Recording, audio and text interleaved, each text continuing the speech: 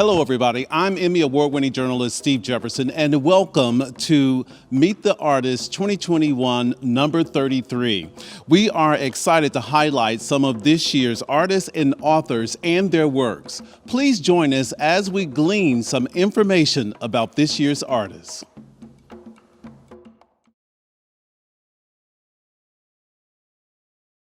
My name is Rebecca Robinson, and I am a mixed media artist. One of my favorite mediums to work with most recently, probably in the last 5, 6 years, is concrete, tar, and white latex paint. But I work with several mediums, so I am a mixed media artist. Esperanza on Bass was a piece that was inspired by jazz music. I love all types of music, but jazz is one of my favorite genres of music. And I've noticed that a lot of my artwork represents that genre. So Esperanza is one of my favorite artists. She's beautiful, beautiful voice. She plays the double bass. And so I was inspired to do the piece in tribute to her work and her artistry. The Rainy Day on Indiana Ave specifically was inspired by the part that I played as one of the 18 artists that did the mural on Indiana Avenue, the Black Lives Matter mural. And I wanted to create something that gave this nostalgic feel of history and just something patriotic about it and just the support of the community. And I called it Rainy Day on the Ave because it was just something that looked pretty cool with using the medium that I did. And I played around with the concrete and tar, and then I wanted to create like this raindrop effect just for people to get like this nice sensation about what it was like maybe back in the day on Indiana Avenue. And everything just stopped during the pandemic. And I think as an artist, I was super nervous about what was going to happen, with upcoming events and showcasing and gallery exhibitions, and everything just stopped. So really just participating, protesting, and fighting for racial justice.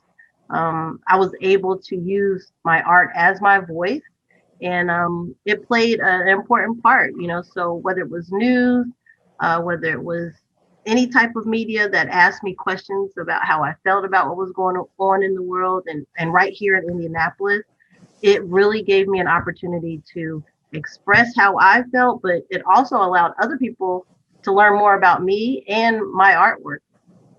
I like to create work that creates some type of dialogue, some type of feeling, and most importantly, empathy, or just feeling what it's like to be in someone else's shoes.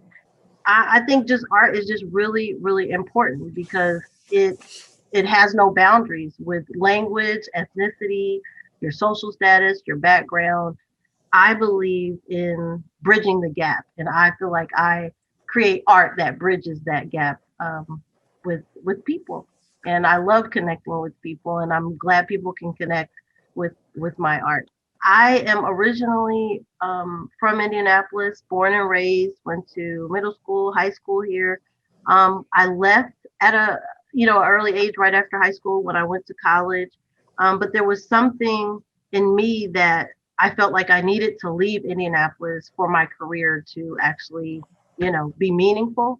And I spent a number of years, trying to plant my feet in a different city. And ironically, I ended up coming back to Indianapolis around 2011, 2012.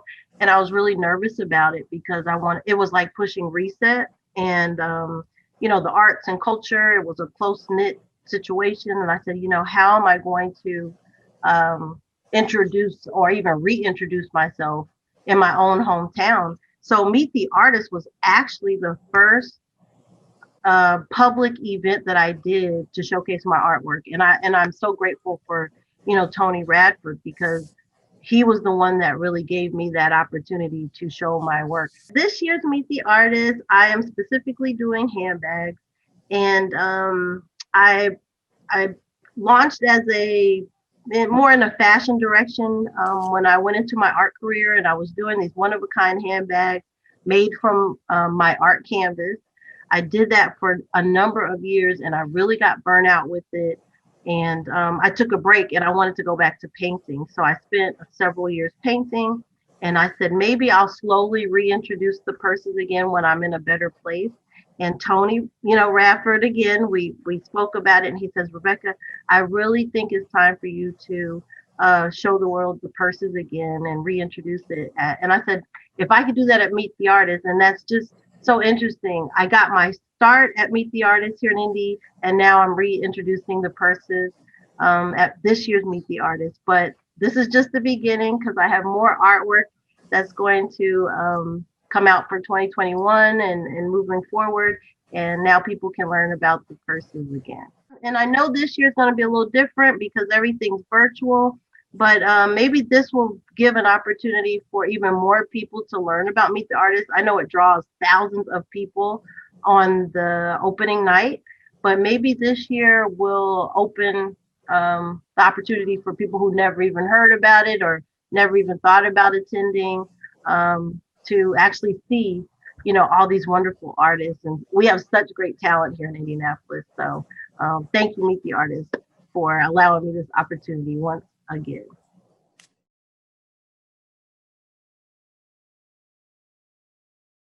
Terry K. Wilson. I work in mainly acrylic paint. I use that because it dries quick and you can finish your project quicker. When I was first born, my dad, he was an art teacher and he nourished my art all my life. He told me that I was going to be an artist because I did a drawing when I was very young, around 2 years old, of my whole family. And it had all the figures, the right heights and everything. And my dad said, wow, you're going to be an artist one day, because he taught art in the public school systems for 38 years. My mom, she was a creative person also. She did miniature doll houses. So I had a lot of people around me to inspire me. Artists, they cherish the moment that people can come in and be excited about their artwork. And the first time I did it, people were so enthused with my art, it really made me go forward with my art. Meet the Artist is definitely a new venue for the artists to show their art and creations to the public. It was great to have my work that I submitted chosen for the cover. It really made me proud. My Forward March piece, I did the second inauguration, second term of Barack Obama. And I wanted to put all the all-stars of my culture in it and through the struggle. And it's gone very well for me. I myself, I travel a lot out of town to different art shows, different art venues, and major events around the country. That's how I sell my art. But Indianapolis has been a little slow for me. This past year has picked up at a late age that I am. But it's been a struggle in Indianapolis. People that look at my work, I want them to see the message that myself, the artist, was trying to portray and tell to the people visually. And I try to tell a story in all my artwork so they can figure out what I was thinking and what the meaning of the piece was about.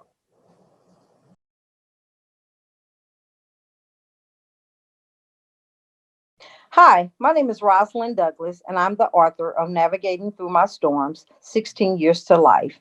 And I am ecstatic that I am able to participate in Meet the Artist. The book is about my 16-year drug addiction to crack cocaine and how I was able to overcome it.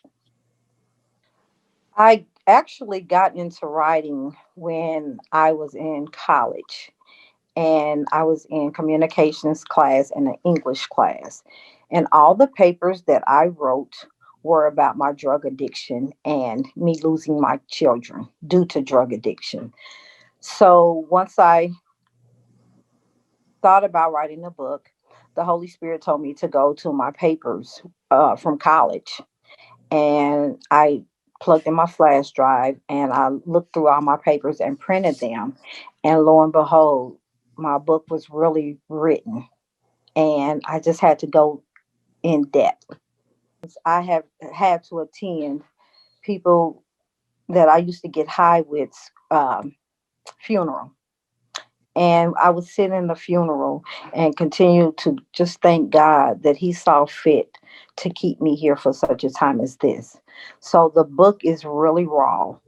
And at first, I had an issue or struggle, if you will, with should I keep the book this raw with all the cuss words and all. And I had to be true to who I was at that time. And I think in doing so, it gives the reader um, as if they were there right with me through my struggles, through my addiction, through my overcoming. The book came out in 2019 in actuality, but the pandemic has affected me. I had things lined up in pertaining to my book. I had speaking engagements lined up. I wanted to do more book reading of the book and book signings. And because of COVID, I decided to put that on hold. I definitely have a village around me, and my foundation is strong with my church, my family members, and friends. What really, I really wanted to write this book because in the word it says that we overcome him by the blood of the Lamb and by our testimonies. And there have been so many times where I have told my story, and after I got through, this is prior to the book, and after I got through, there were people who were lingering around just to talk to me, to tell me that they had a mother that was on crack or a brother or sister, and then some didn't make it out. So I felt that I was obligated, if you will, to write this book, to give hope, to give inspiration. Because, like I said, if God could do it for me, He could do it for anyone. I was out there on drugs for 16 years. I've been clean for 13. And it was only by God's grace and mercy that I am able to sit here today and talk about my book.